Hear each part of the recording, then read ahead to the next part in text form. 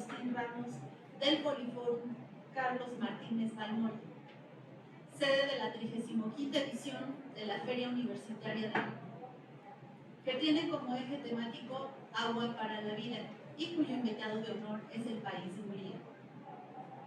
La Universidad Autónoma del Estado de Hidalgo, en cumplimiento con una de sus funciones sustantivas, que es la extensión cultural, abre sus puertas a toda la sociedad al encuentro de literatura en el festival cultural más importante de nuestro estado, donde a las letras no se las lleva el viento.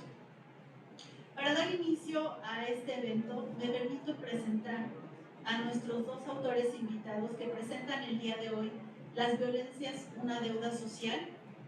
Y si me permite, voy a leer sus reseñas de ambos. Nuestra primera autora invitada es Karina Pizarro Hernández. Ella es doctora en Ciencias Antropológicas y profesora investigadora del área académica de Sociología y Demografía del Instituto de Ciencias Sociales y Humanidades de nuestra institución. Sus líneas de investigación son migración transnacional, cultural e identidad, estudios de género y derechos de niñas, niños, adolescentes. Las violencias. En 2018 impartió cátedra en la Universidad de Barcelona y efectuó de 2018 a 2019 trabajo de campo con la comunidad México-Catalana en España. En el 2008 en la ciudad de Chicago, Illinois y Clearwater, en Florida. Efectuó trabajos de campo con la comunidad hidalguense analizando el consumo y producción de comida étnica. Realizó en el 2006 una estancia de investigación en Florencia, Italia, en el Centro de Estudios Sociales, investigando la inmigración de la población peruana. Es miembro del Sistema Nacional de Investigadores en el nivel 1, que concede CONACYT del 2021 al 2024.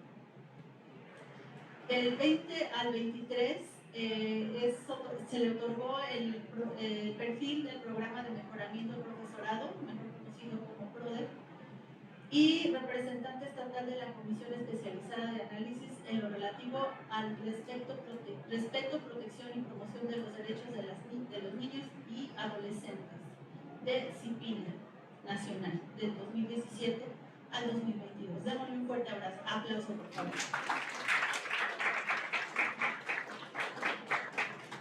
Nuestro siguiente autor es Edgar Noé Blancas Martínez. Él es autor de uno de los capítulos de este libro que nos van a presentar el día de hoy.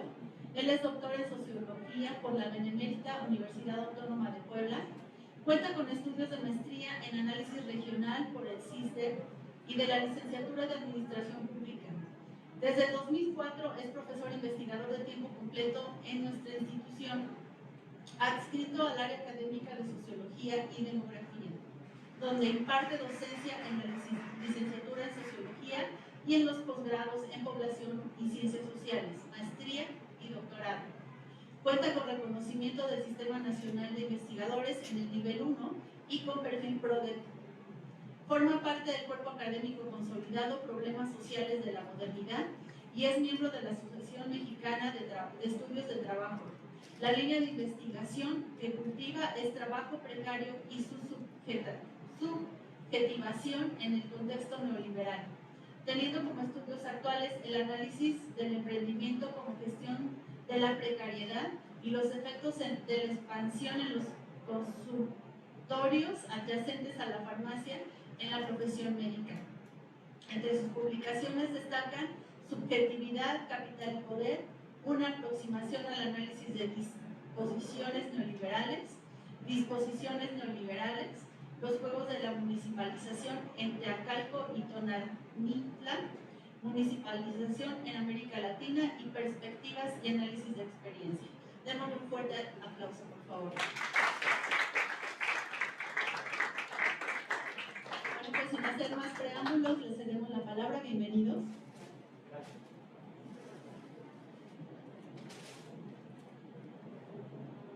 Bueno, con el permiso de ustedes, gracias.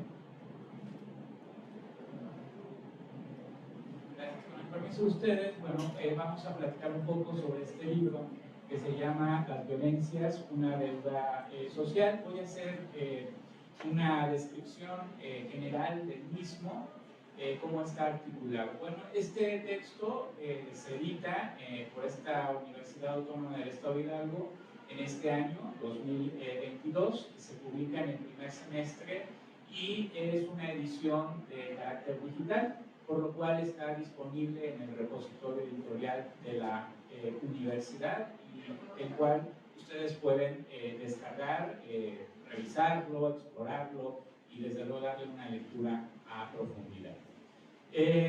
Bien, es un texto que está integrado por 6 capítulos, y estos 6 capítulos son de diferentes autores. En todos los capítulos hay una coautoría, es decir, hay más de un autor, y a su vez estos 6 capítulos se dividen en 3 grandes, bueno, 3 apartados, donde en cada uno de ellos trata de realizarse un abordaje sobre las violencias.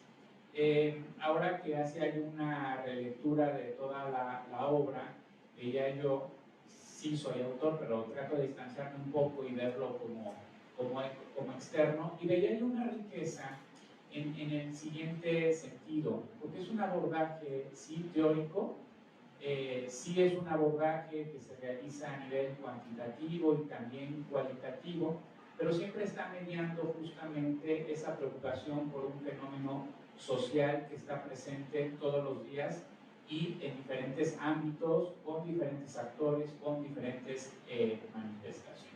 ¿Va? Voy a platicar brevemente de cada uno de los capítulos, ¿va? Para que tengan ustedes el panorama de la obra en su conjunto.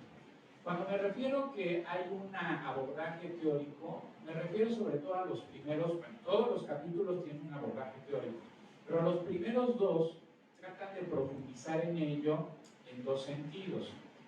Uno, en el primer capítulo, en términos de reconocer la polisemia del concepto, es decir, ¿qué es violencia? Y hay múltiples respuestas respecto de lo que es violencia, pero también respecto de la diversidad de los hechos violentos. Es decir, los hechos violentos van desde la guerra al asesinato, van desde la parte social hasta la individual. Pero como dicen los autores, no solamente es diverso en términos de la dimensión del hecho a partir de los agentes o de las personas involucradas, sino también de la forma en cómo este se va a expresar, que puede ir desde una violencia física, una agresión, pero también desde una violencia de carácter simbólica, que tiene que ver con la imagen, con el lenguaje, pero también de una forma propiamente estructural. Entonces, la violencia se manifiesta de múltiples formas, de ahí que justamente resulte complejo el conceptualizar. Este primer capítulo, los autores, la autora y el autor, tratan de irnos mostrando esa dificultad, pero también una manera de cómo metodológicamente proceder con la finalidad de construir un concepto muchísimo más bien abarcador de esa diversidad de hechos violentos. Otro punto, otro rasgo que resulta interesante en este primer capítulo es la insistencia de los autores también para contextualizar el abordaje conceptual de la violencia, porque dicen siempre están atados a la forma cultural específica histórica. No va a ser la violencia, o no se va a conceptualizar ni manifestar de igual forma en una época y en un espacio que en otro. De ahí que llevan los autores a hacer una breve revisión desde el uso mismo del concepto en el siglo XIII hasta una manifestación muy trascendente como pudo ser el Holocausto, en esto que se llama la modernidad tardía, ¿no? El siglo XX. Bien, el segundo capítulo resulta interesante también a nivel teórico en función de la revisión de la literatura, porque los autores dicen, bueno, sí está la manifestación de la violencia, pero seguramente esta está incidida por el sexo, por la edad, por la dinámica familiar, por la educación, por el empleo, es decir, la forma en cómo se va a manifestar va a ser diversa. no es la intencionalidad inicial, pero sí me parece que hay riqueza respecto de ello por la revisión de la literatura que se hace.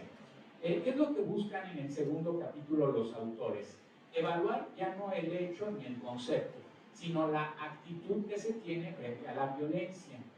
Hay una encuesta mundial de valores y a través de esta encuesta mundial de valores que se aplica desde los años 80 a nivel mundial, es posible decir cuál es el perfil de aquellos que justifican la violencia y cuál es el perfil de aquellos que no justifican la violencia. Y entonces los autores hacen un análisis cuantitativo, interpretan a partir de la revisión que han hecho de la literatura, dicen este es el perfil de quien justifica la violencia. Un dato bien interesante, dentro de toda esta información, México resulta ocupar el cuarto lugar a nivel mundial respecto de tener mayor cantidad de personas que justifican la violencia. El primero está Filipinas, el 10% de la población justifica la violencia. Le sigue Sudáfrica, Haití y México con un 5%. Y aunque es un 5%, es preocupante que se encuentren justamente ese tipo de actitudes. Los autores, a partir del análisis estadístico, pues van a determinar el perfil. Los invito a que hagan la lectura y conozcan qué características tienen. Después de esta primera parte, viene una segunda parte que trata de situar el problema de la violencia en el espacio público. Son dos investigaciones que se hacen en el estado de Hidalgo, una en el municipio de Acaxochitlán y otra en los municipios de Pachuca y de Tizayuca. Respecto a la investigación que se hace en Acaxochitlán, es de corte cualitativo, se usa la observación, se usa la entrevista, y lo que las autoras tratan de indagar es justamente cómo dentro de la desigualdad en el municipio de Acaxochitlán hay toda una estructuración mediante la cual, vamos a decir, se manifiesta la violencia en particular para un sector de población en particular. Aquí el sector de población que se estudia son las mujeres hongueras, mujeres indígenas que se dedican a la recolección del hongo silvestre, obviamente, y que lo venden. Pero la autora dice, bueno, ¿dónde están situadas? ¿Cuál es el conjunto de relaciones y que finalmente nos remiten a la violencia en la cual se sitúan estas mujeres? Dice, ubiquémonos en el tianguis como un espacio público. ¿Quiénes son quienes tienen sus puestos ya fijos, más formalizados dentro del tianguis? ¿Y quiénes ocupan dentro de esa organización los espacios, vamos a decir, más precarios, más informales y más inestables? Dice, son las mujeres hongueras. A ellas se les deja el jardín y se les deja el piso para que ahí coloquen justamente su mercancía.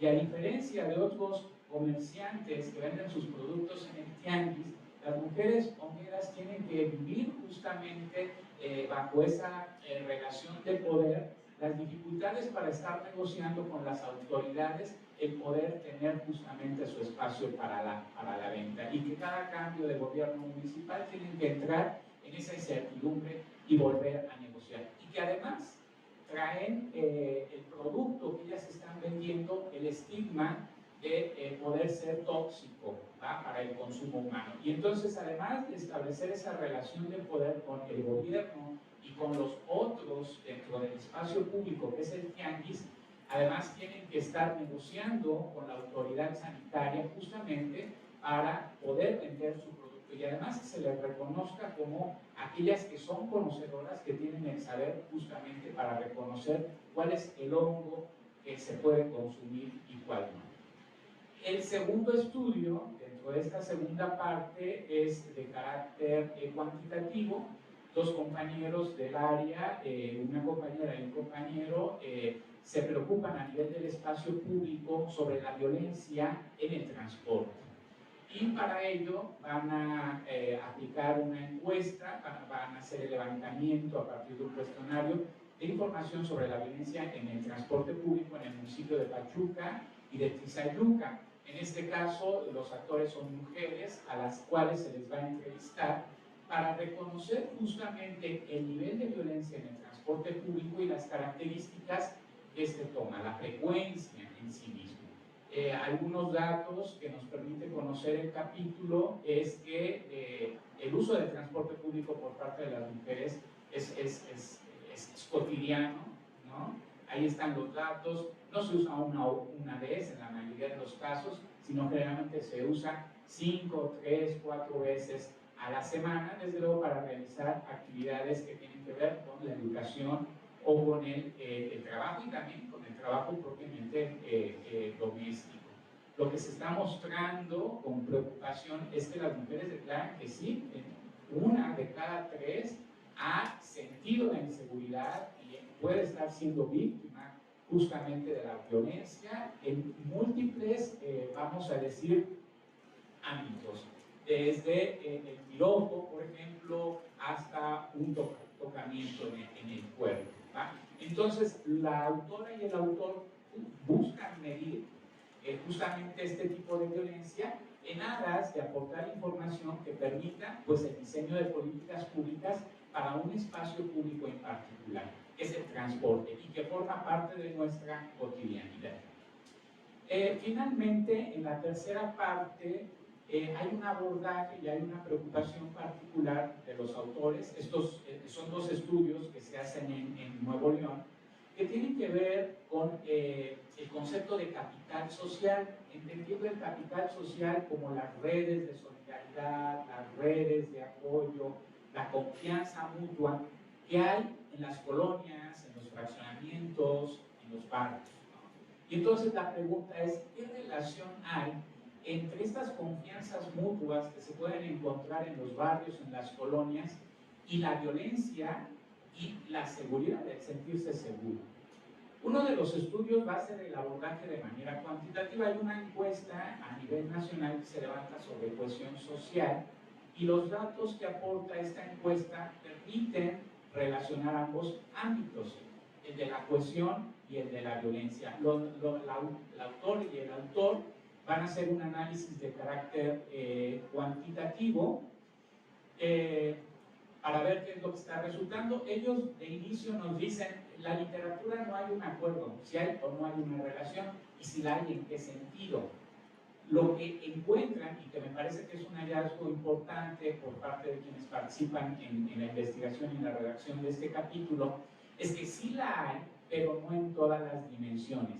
El capital social tiene diferentes dimensiones, una que tiene que ver con la existencia misma de las solidaridades, pero otra que tiene que ver, vamos a decir, con las confianzas que se pueda crear a partir de esas solidaridades. Hay diversas dimensiones, pero también hay diferentes tipos de violencia que puede existir en las colonias, en los barrios. Algo que tiene que ver, por ejemplo, con la cuestión de las pandillas, del graffiti, que tiene que ver con la convivencia cotidiana, que tiene que ver con el asalto, el robo a la casa habitación, pero también hay violencias de alto impacto como el asesinato. Y entonces quienes participan en la investigación dicen, sí hay relación cuando la violencia es de bajo impacto. Cuando es de alto impacto no importa si hay una alta cohesión, se da porque está ligado a las drogas, está ligado al narcotráfico, al crimen organizado. Pero cuando la violencia es de bajo impacto, sí se observa que esta es menor justamente por las solidaridades y el cuidado que pueden tener los vecinos entre sí. Pero también dice, a veces la confianza es tal o se da a tal grado que también facilita que se dé alguna violencia, por ejemplo, el consumo de bebidas alcohólicas en las calles o el ruido que pueda estar existiendo entre los diferentes vecinos. Y el segundo capítulo que también se realiza en Nuevo León tiene que ver, bueno, y a partir de la existencia de este capital social, cómo él se toma una forma institucional o se hace sólido a partir de las organizaciones de vecinos. Nosotros lo podemos ver en nuestras ciudades, que los vecinos a veces se organizan, ¿va? Conforman asociaciones, ¿va? Y eso deriva justamente de la existencia ya de un capital, pero también ellos reconocen que a veces hay disparadores que llevan justamente a que los vecinos terminen por organizarse, como puede ser la misma violencia, sobre todo lo que es el robo a la casa habitación. Esta es una investigación de carácter cualitativa en la cual se entrevista principalmente a los miembros de dos asociaciones con la finalidad de reconocer cuál es la dinámica, cuál es el capital social y también cuáles son los vínculos que se van dando con las autoridades, particularmente con las áreas de seguridad pública. El concepto que aquí se está discutiendo es el de la seguridad ciudadana, el reconocimiento que la seguridad no solamente compete a la autoridad, sino que compete también propiamente a los ciudadanos. ¿Va? Bueno, ese es como que el panorama general de la obra, y como podrán darse cuenta ustedes, hay diferentes conceptos que están mediando, que las formas que adquiere la violencia es múltiple, y que eso lleva justamente a que el concepto de violencia en sí mismo pues, pueda ser de carácter policémico. Sería todo. Gracias.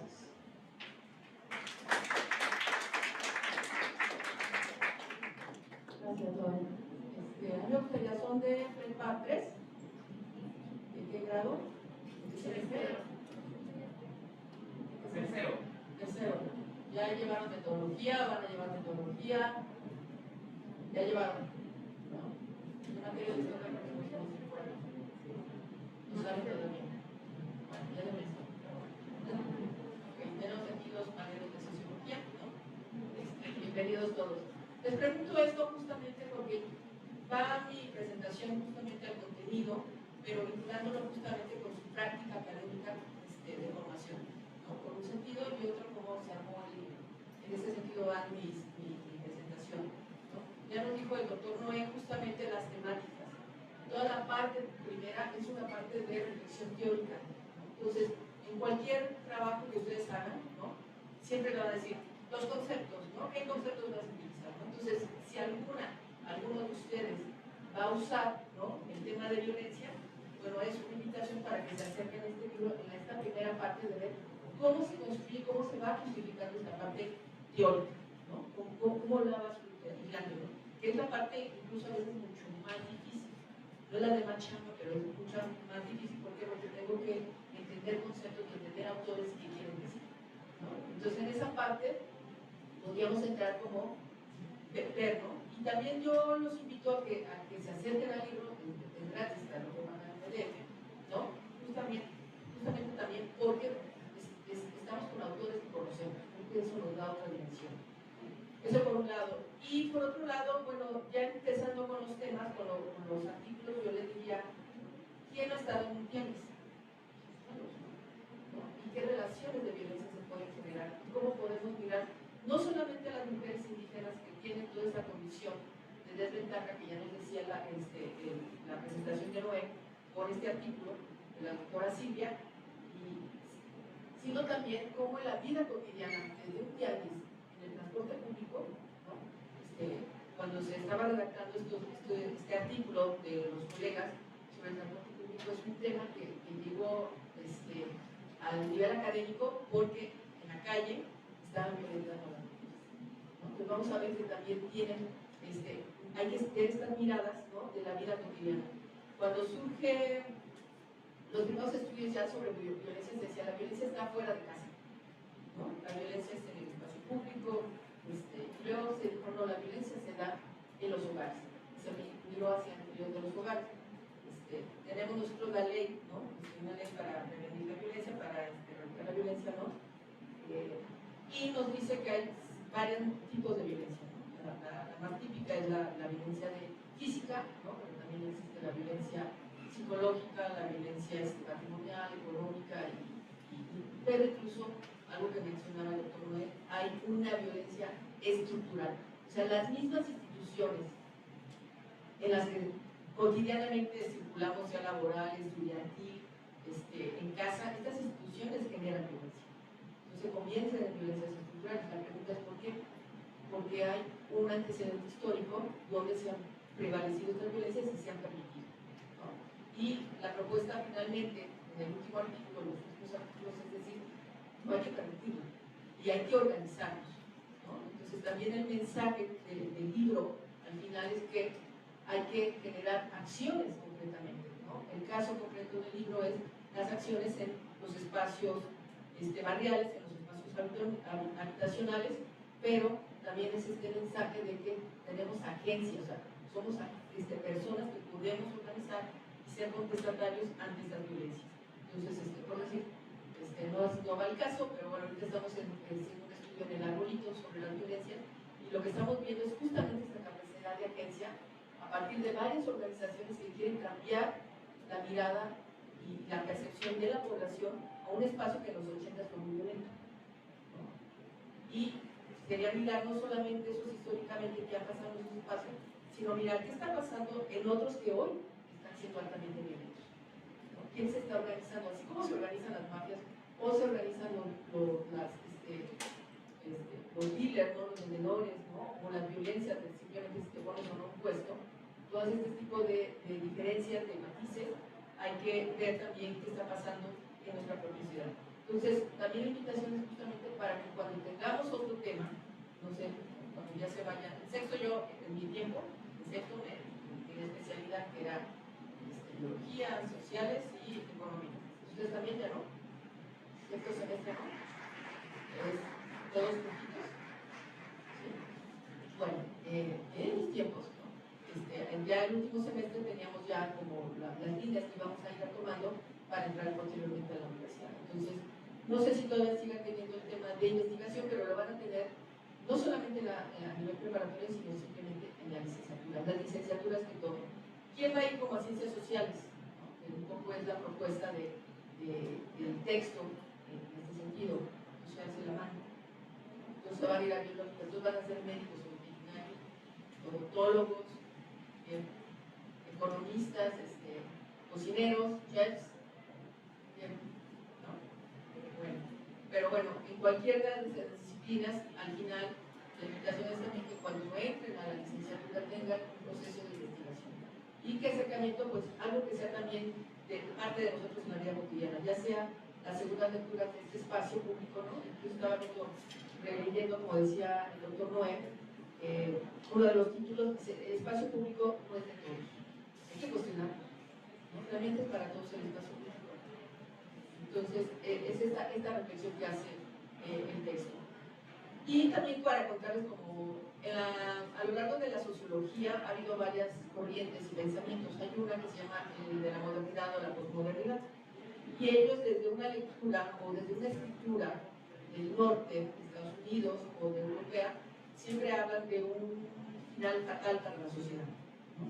Pero por otro lado, también hay lecturas y escritura por parte de América Latina o de lo que se llaman los países del sur, donde la propuesta es: no nos va a llevar el carajo como sociedad, al contrario, ¿dónde está el resultado social ante las violencias, ante las desigualdades, ante un mundo que se ve cada vez más como caótico? No es así, ¿no? La literatura de América Latina, desde América Latina, dice: es la organización, ¿no? Es la organización de las comunidades barriales, es la organización de las indígenas, es la organización de los jóvenes, de los estudiantes, lo que va a permitir justamente que esta sociedad siga fluyendo y siga siendo desde una cuestión más optimista, ¿no? Yo creo que también este optimismo que tenemos es porque pues, somos más países más jóvenes y nuestra literatura debemos también acercarnos a leer a americanistas, ¿no? América Latina, ¿no? Que también hay una crítica de mi parte en ese sentido de que la mayoría de la construcción social, ¿no? La hemos construido desde el norte, ¿no? Se llaman estas epistemologías o conocimientos del norte, y hay otra propuesta que se llama las epistemologías del sur, ¿no? Como leer no solamente desde América Latina, sino desde África y desde Asia, ¿no? Que están viendo estos intelectuales. ¿Alguna duda, comentario al respecto? ¿No? Bueno, otra parte rápido, es cómo se hizo el libro, ¿no? ¿Cómo es de que tenemos literatura de Hidalgo? ¿Cómo es que tenemos literatura de Monterrey, ¿no? De Nuevo León, ¿no? De Hidalgo y de Nuevo León. Pues justamente también nosotros como investigadores estamos constantemente en redes, ¿no? Algo que ustedes también pueden hacer es hacer investigaciones en duplas o en tercias, ¿no? Ir buscando, ¿no? También el libro es una invitación para ver cómo estos investigadores hicieron uso de bases de datos de encuestas, cómo manejaron el dato cuantitativo y también cómo manejaron el dato cualitativo. Hay entrevistas, ¿no? Entonces ir a campo, ¿no? No sé si ya les seminario, en su asignatura de investigación, que nos mandan a campo a levantar encuestas, a diseñarlas, a hacer con el pandemia. Ya vi que antes dijeron no. Pero bueno, todas estas estrategias son muy importantes de conocerlas y de aplicarlas. ¿Cómo voy a conocer o me voy a acercar a ellas? Pues también acercándose, empezó a acercar a estos textos, ¿no? Donde realmente es una realidad mucho más cercana, la que se vive en Pachuca y la que se vive en Tizayuca o la que se vive en Acaxuchitlán, ¿no? Y aunque estamos con otras lecturas de la zona metropolitana de Monterrey, también son casos muy concretos en la vida cotidiana de los espacios urbanos. Les decía que primero nosotros como área académica, bueno, está la universidad, están los institutos, están las preparatorias, pero dentro de los institutos hay licenciaturas, pero también hay áreas académicas. Y nosotros como profesores tenemos que hacer nuestro club de TOBI y del alumno, ¿no? Tenemos que reunirnos, juntarnos para generar dinámicas de investigación, ¿no? Entonces, el doctor Noé y yo pertenecemos a un cuerpo académico, se llama cuerpo académico. ¿Okay? ¿Creen que en otras universidades haya cuerpos académicos? ¿Les late o no? Nada más es decir sí o no. Sí, pues sí, porque además nos establece la Secretaría de Educación Pública que nos debemos organizar por grupos académicos, que se llaman cuerpos académicos, ¿no? Y luego ya que dicen, te tienes que organizar como cuerpo académico, nos dicen, tienes que tener vinculación con otros cuerpos académicos, ¿no? Y estas redes no solamente son al interior, que muchas de ellas son al interior de la misma universidad, de los mismos institutos, pero lo que buscan es justamente tener redes con otras universidades. Y tuvimos una invitación a una convocatoria de un proyecto que nos invitó el CISDER, que es el Centro de Investigaciones Regionales en Tlaxcala, ¿no? De la Universidad de Tlaxcala. Nos invitó un colega que conocía a Noé y vean cómo se van haciendo las redes, ¿no? Así como medio de chisme, pero académicos, ¿no? Entonces nos invitan, ellos dicen hay una convocatoria y el tema es violencia. Nosotros realmente no manejamos violencia, tenemos que decirles, como ustedes vieron en su currículum, el doctor Noé maneja cuestiones laborales, sin precariedad, que es una forma de violencia estructural, pero no propiamente violencia. Y yo manejo cuestiones más de migración y cuestiones culturales, y así cada uno de los integrantes del cuerpo académico manejábamos, ¿no? Entonces nos llega el tema de violencia, y ahora qué hacemos, ¿no? Vamos viendo y leyendo e investigando sobre violencia, porque además nos ganamos el premio, o sea, nos ganamos la convocatoria y hay recursos, ¿no? Y pues es lo que estamos buscando siempre como investigadores, un proyecto que tenga recursos. Y total, bueno, ya empezamos a ver. Fue muy interesante el proceso, les quiero contar el proceso de un año, fue un año que estuvimos financiados. Fuimos 3 universidades en ese entonces, que era la Universidad Nacional Autónoma, la UNAM, la Universidad Nacional de México, Nacional Autónoma de México, la Universidad de Tlaxcala y nosotros, ¿no? Como grupos de investigación. Y tenemos que hacer en cada sede seminarios, ¿no? Como pláticas de que se están investigando cada uno. Les platico de unas que me impactó mucho, los colegas de el de la UNAM, el colega de la UNAM, que era Pérez Taylor, ¿no? Él trabajaba mucho en Sonora, ¿no? En la parte norte del país, y llegó un momento en que él iba a hacer sus investigaciones de las relaciones sociales entre las comunidades indígenas en Sonora, en Chihuahua, y llegó un momento en que le impiden el paso. Él tuvo que negociar como investigador para poder volver a tocar. Es decir, no, yo nada más voy a ver mis tarritos y platicar con la persona, no me voy a meter más allá, ¿no? Entonces es muy importante porque vamos viendo cómo en el espacio académico, cómo tienes que negociar con ciertas mafias o de narcotráfico para poder tener espacio. Lo mismo pasa muchas veces con los biólogos cuando se van a espacios, o antropólogos o los científicos sociales, si quieren ir a otras comunidades, tienen también que estar pactando con las comunidades, no necesariamente con los narcotraficantes, no, pero bueno, heladamente por ahí siempre se tiene que entrar con autorización. ¿Ya? Entonces, vean cómo también el trabajo de las ciencias sociales se va haciendo más difícil, ¿no? En campo. Otro hecho, no sé si te acuerdas, ¿no? Que también nos impactó mucho en uno de los casos seminarios que teníamos, que empiezan a hablar de la violencia ontológica. ¿Saben qué es ontología? ¿Qué estudia la ontología? Es una parte de la rama de la filosofía. Y estudia el ser, ¿no? Entonces empiezan a cuestionar, ¿no? Los filósofos, ¿no? es que es el ser, y es físico, es espíritu. Bueno, todas estas explicaciones filosóficas nos llegan a un concepto que era la violencia ontológica. Entonces, ¿qué es eso? Pues resulta que unos investigadores estaban justamente primero investigando en un espacio urbano, ¿no?, las relaciones de la población, ¿no?, en una parte marginal de la ciudad de Monterrey, y se encuentran de buenas a primeras involucrados los mismos investigadores en la búsqueda de cuerpos, ¿no?, desaparecidos por el narcotráfico. Y esta violencia ontológica se refería a los que llaman los pozoneros, ¿no?, por una de las ponencias que al menos a mí personalmente me encantó, porque llega la violencia a tal grado, ya no te golpeo, ya no te insulto, te desaparezco. O sea, en los pozoneros los que metían en estos tambos con ácido para desaparecer los cuerpos. Entonces vemos que los niveles de violencia que está habiendo en nuestro país es impresionante, ¿no? Y bueno, tuvimos varios seminarios, les digo, en cada sede, y de ahí obviamente surgió el compromiso de generar un libro. Posteriormente se vincula con nosotros la Universidad de Nuevo León, colegas, y empezamos a hablar un libro, ¿no? O sea, empezamos a hablar cada uno desde su temática, desde su mirada, empieza a abordar la temática. Y, ¿qué les voy a decir? Y no creo que es fácil hacer un libro, o sea, ahorita tenemos un libro y es un libro electrónico, pero realmente cada libro que se presenta en esta feria tuvo toda una historia de sufrimiento, llanto y dolor, ¿no? ¿Por qué? Porque es primero, ¿no?, es corregir a los compañeros. ¿Ya hiciste tu artículo? No, pues no, pues esperar, ¿no?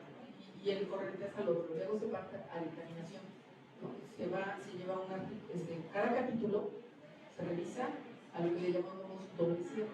De doble ciego lo mandas a dos lectores distintos que sean especialistas en el tema y regresan con observaciones, ¿no? Entonces ya las corriges y se va de nuevo a otra evaluación dentro de la editorial propia. Este libro se iba a publicar, quizá muy contento porque se iba a publicar con la Universidad de Nuevo León, porque a nosotros nos publican como investigadores más cuando una publicación es externa, ¿no? Igual hubo problemas administrativos, entre económicos, administrativos y no sé qué. Nunca se pudo sacar por parte de Nuevo León. Y tuvimos la oportunidad de decir, bueno, ya está el libro armado, ya está todo dictaminado, ya está aprobado, ya tiene estrellita y todo. Y dijimos, bueno, hay la posibilidad de que pueda publicar la Universidad Autónoma del Estado de Hidalgo, y dijimos, sí. Entonces, fue como tenemos esta obra el día de hoy, ¿no?, en digital. Y bueno, la invitación es justamente para que vean los contenidos, la diversidad de contenidos, la diversidad de temas que podemos tener acerca del tema de violencia, es que se acerquen ustedes como futuros científicos sociales en cualquiera de las disciplinas que tengan, si es de las ciencias sociales mucho más, para que vean cómo se desarrolla esta parte teórica y metodológica, y también cada capítulo tiene una parte histórica. Yo digo que es cuando dividamos el pastel en cuatro, ¿no? La parte teórica, que es muy importante, la parte histórica del contexto global o el contexto regional, y la parte cuantitativa y cualitativa. Este libro lo tiene, ¿no? Quería traerles ya vieron ustedes como la portada, ¿no?, porque así en la virtualidad como que no se ve, no lo podemos traer en físico, pero cuasi físico, ¿no? Y bueno, no sé si haya preguntas al respecto. Creo que es un tema, desgraciadamente, ¿no?, que está ahora atravesando cualquier investigación, ¿no? Aún cuando vayan a estudiar ustedes medicina, ¿no?, y dijeran no tiene nada que ver la violencia, vamos a ver que los estudiantes, no solamente de esta universidad, sino todas las universidades casi podría decir, de nuestro país están sufriendo acoso y violencia, hombres y mujeres, ¿no? Y bueno, este es el tema, esta es la invitación a que se acerquen a leer, llama Las violencias, una deuda social, ¿no?, donde finalmente estas violencias también son muy estructurales. Tenemos que, algo que se llama en las ciencias sociales, decodificar. Tenemos que desdoblar los conceptos que tenemos, las prácticas cotidianas que tenemos, reflexionar, ser autocríticos, ¿no? Hemos tenido muchos talleres sobre perspectiva de género, sobre violencia, y lo primero que decimos es mirarnos a nosotros mismos, ¿no?, ver qué estamos haciendo bien y qué estamos haciendo mal para poder cambiar esta sociedad. ¿Qué tan pasiva soy o pasivo soy en mi entorno para modificarlo? Las cosas por sí solas no se van a modificar, ¿no? Entonces tenemos que actuar. Entonces, la invitación es esta con las últimas lecturas que finalmente nos llevan a que desde las hogueras, ¿no? Se organizan, ¿no? Hasta hacer las poblaciones urbanas, los jóvenes están organizando. Por mi parte sería todo.